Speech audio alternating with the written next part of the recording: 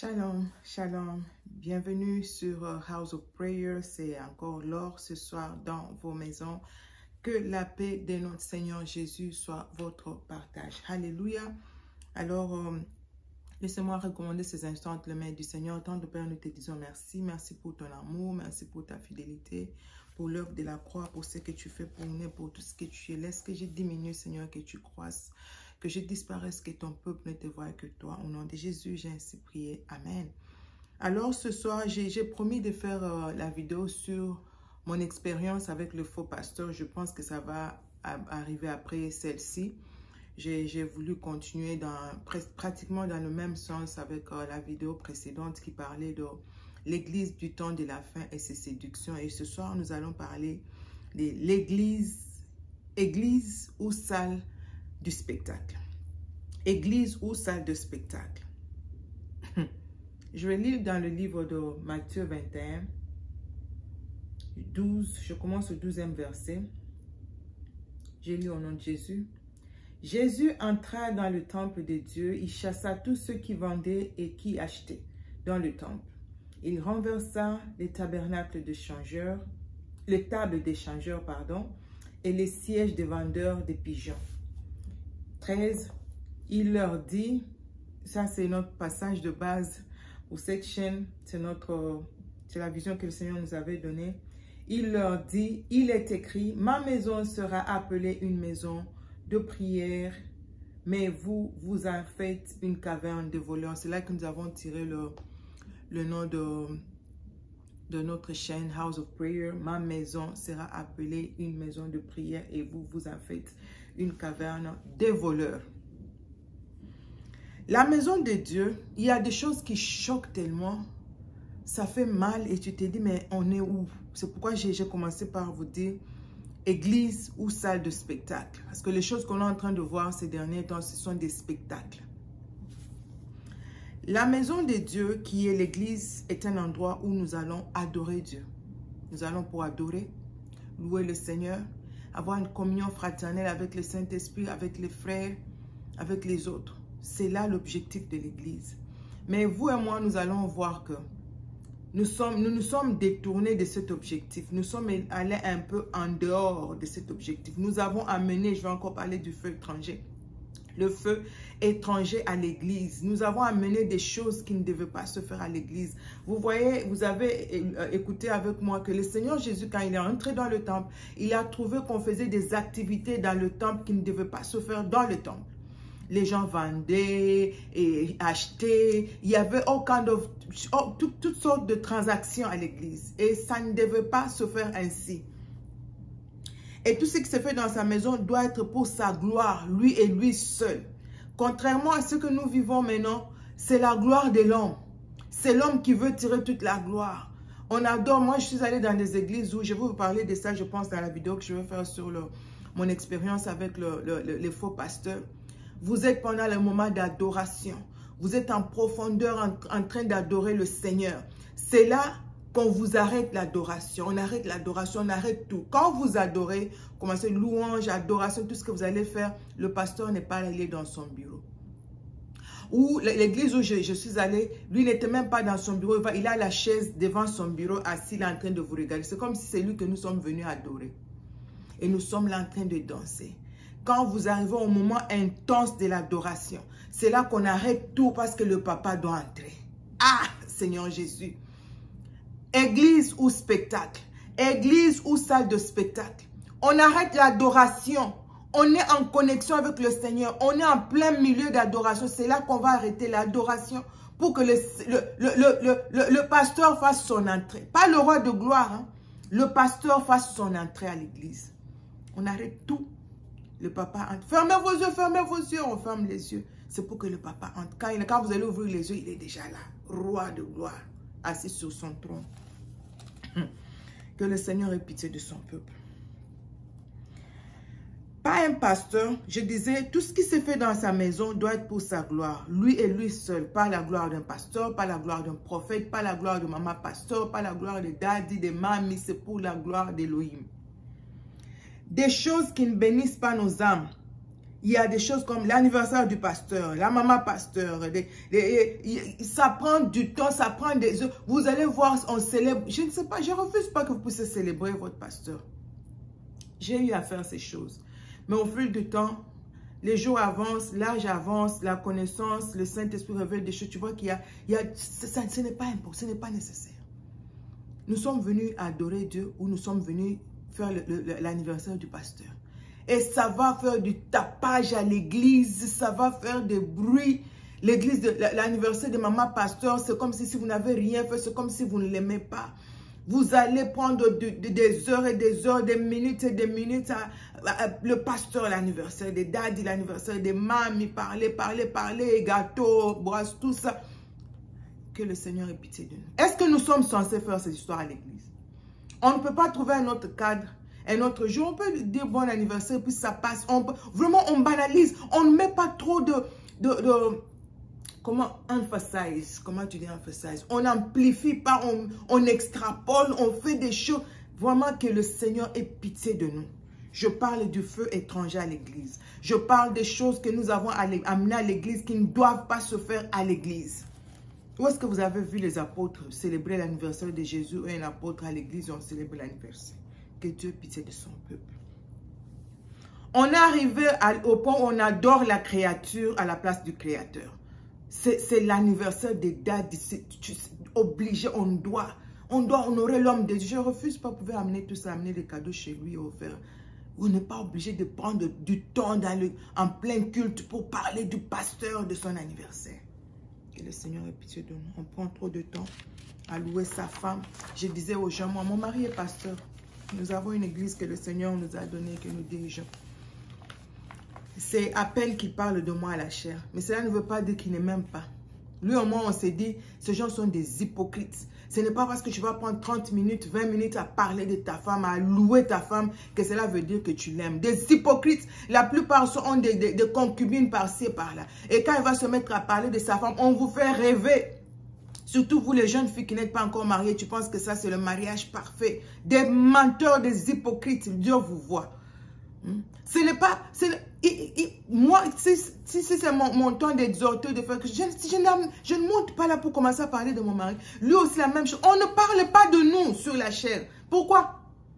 Pourquoi? Qui ne sait pas que nous sommes mariés? Et les gens qui sont avec nous savent que nous nous aimons énormément.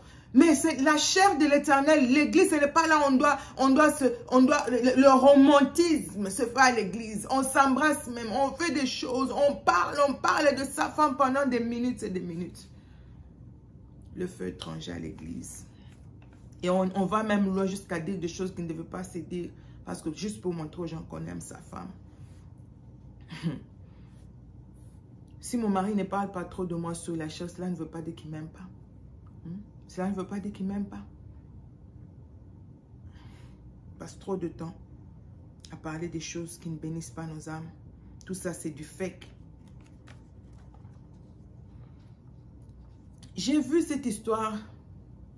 Un pasteur qui prêche. Et tu as les gens qui sont en train de crier.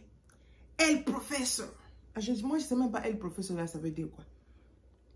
C'est le professeur. L'homme de feu. L'homme du moment. Tu sens vraiment qu'on adore. On idolise. How do you say? Vraiment, on élève la personne. Et moi, j'ai toujours dit aux gens, si moi je suis toi, j'étais à ta place, pasteur, les gens sont en train de me donner tous ces noms-là pendant que je prêche et je prêche. Et tu vois vraiment que ça fait monter l'homme de Dieu. Il monte, il se sent vraiment lui. Si tu es vraiment un serviteur de Dieu, un vrai serviteur de Dieu, à la fin du culte, même right there, en plein culte, tu dis à ce frère, frère, je ne veux pas ça, soeur, je ne veux pas ça, plus jamais ça, et ça prend, tu donnes une leçon à tout le monde. Parce que quand tu prêches là, tu n'es qu'un vase, juste un vase. Tu es juste là, un serviteur au service de ton maître. Ce n'est pas à toi qu'on doit donner gloire, on donne gloire à ton maître. Et on est en train de te donner tous ces titres, El professeur, l'homme de feu, l'homme qui crache le feu, l'homme... Ça fait vraiment... Tu sens vraiment l'église qui bouge. Et toi, ça te fait du bien. Ça te fait du... Tu sais, nous devons vraiment dire merci au Seigneur pour le sang de Jésus. Hey, tu vois comment Dieu a frappé... comment il s'appelait encore l'homme là? Hérode. Sur place. Hein? Le sang, nous devons dire merci à Dieu. Tout le mois, Seigneur Jésus, merci pour le sang. Le sang de Jésus. Dieu veut frapper le sang de Jésus. Dieu veut faire disparaître le sang de Jésus. Sinon, on allait tous déjà être enterrés. Parce que nous sommes terribles. Comment toi, tu peux être là, un serviteur de Dieu, tu prêches, tu parles de Dieu, on est en train de t'élever, bazo sanjo la yo, comme les Congolais le disent, on t'adore, on t'élève. Et tu ne sais même pas dire aux gens, non, non, non, non, non, non, non, pas ça. Non, toi tu laisses, ça prend de l'ampleur, ça va sur les réseaux sociaux, les gens commentent, les gens t'élèvent, tu es élevé, tu es élevé. Et Jésus, il est où? Jésus est où dans tout ça? Que le Seigneur ait pitié de nous. Qu'il ait vraiment pitié de nous. Tu ne demandes pas à ces gens d'arrêter, c'est parce que ça te plaît. Ça te fait tellement plaisir que tu ne peux pas les demander d'arrêter. Le feu étranger. Ça, là, c'est ce que moi j'appelle le feu étranger qu'on a amené à l'église. La gloire, les honneurs, les acclamations, toutes ces choses appartiennent au Seigneur, lui et lui seul. Toutes ces choses appartiennent à Jésus, lui et lui seul. Excusez-moi, je suis en train de lire parce que je dois me rappeler de ce point, tous les points que j'ai mis ici. Ces choses nous font perdre l'objectif. Nous pensons que nous sommes devenus Dieu. La Bible dit l'orgueil précède la chute. Ça nous fait perdre l'objectif. Tu oublies que tu n'es qu'un serviteur et tu seras jugé pour tout ce que tu commets comme acte. Tout ce que tu fais, tout ce que tu dis. Dieu a dit, Dieu a dit. Mon mari m'a dit, Marie, au lieu de dire Dieu a dit, dis seulement, je pense que... C'est mieux comme ça. Comme ça, si tu as des doutes, tu ne sais pas trop, c'était Dieu.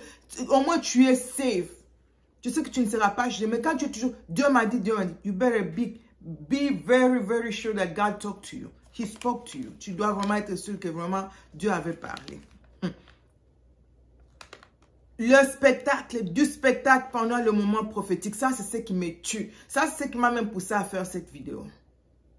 Dernièrement, je pense que la plupart d'entre vous, comme moi, vous avez remarqué, vous avez vu cette vidéo qui circule sur les réseaux sociaux, ce prophète qui prophétisait sur cette dame, sa maman est sorcière, blablabla et tout ça. Vous avez vu que ça c'est du spectacle. Hein. Ça c'est vraiment, et c'est comme ça, c'est un vent. Moi je me demande, ça vient d'où? Qui a commencé? Et ça a pris de l'ampleur, maintenant c'est tout le monde qui le fait. Tu ne peux pas prophétiser sans qu'on dise, prophesy. Go deep, man of God. Oh, et puis, il y a un frère avec le micro. Hein. Si vous avez suivi, vous allez voir que le frère dit à la femme, dit, donne la vie, donne la vie, donne la vie, donne la vie, homme de Dieu, donne la vie. Ce n'est plus Elohim. Ce n'est plus El Shaddai qui donne la vie. Ce n'est plus Jésus de Nazareth qui donne la vie. Maintenant, c'est l'homme de Dieu qui donne la vie. Même quand vous allez, je pense que les gens viennent me dire ici, oh non, le prophète avait dit, donner la vie aux ossements desséchés. Le Seigneur demande, est-ce que ces os peuvent-ils vivre? Et c'est lui qui donne l'ordre pour que ces os-là vivent, pour que le prophète prophétise afin que ces os vivent. Mais c'était encore un serviteur, juste l'outil entre les mains du maître. L'argile entre les mains du potier, c'est lui qui donne la forme. Et le frère dit, homme de Dieu, donne la vie. Homme de Dieu. Et la dame répète. Et là, l'homme de Dieu est content. L'homme de Dieu reçoit la gloire. L'homme de Dieu, mais c'est pas possible. Ça m'écoeure, ça me fait mal. Je dis, Seigneur, on est où là? Église ou salle de spectacle? On est où? Oh, Seigneur Dieu de grâce. Jéhovah, par jour, je ne sais pas combien de fois je dis, Seigneur, reviens. Seigneur, reviens. C'est trop. Ce qu'on est en train de voir là, ça dépasse l'entendement.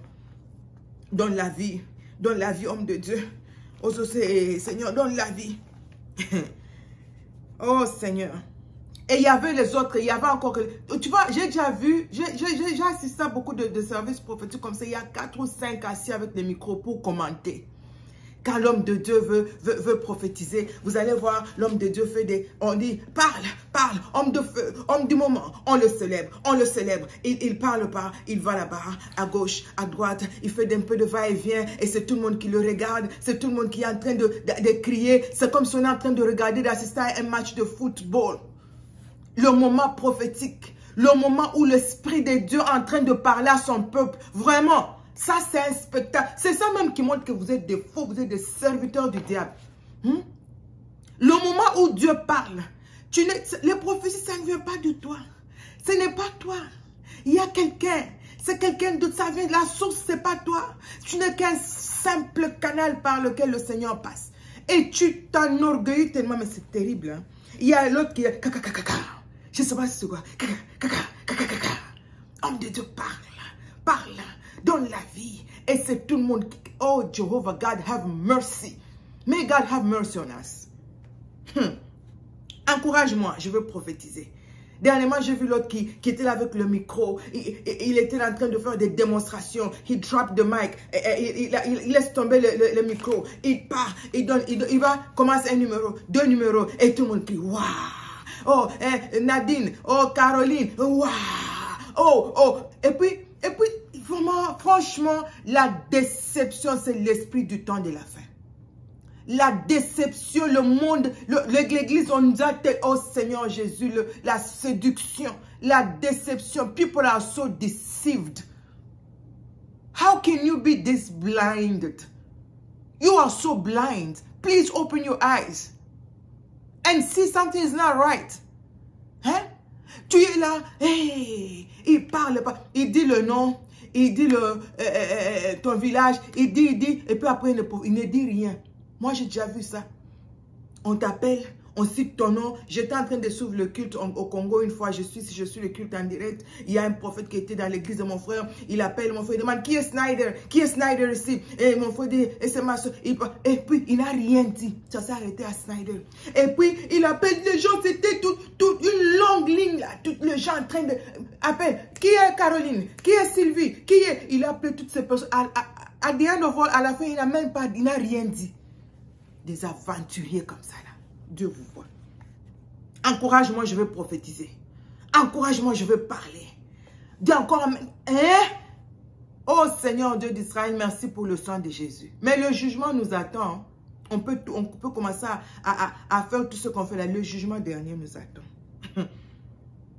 On va commencer à faire des va-et-vient, faire trop de démonstrations. Tu sens moi que c'est lui qui reçoit la gloire. C'est lui qui est plus profond. Il va aller le numéro de téléphone et le nom, le ceci, pour vous montrer qu'il est profond.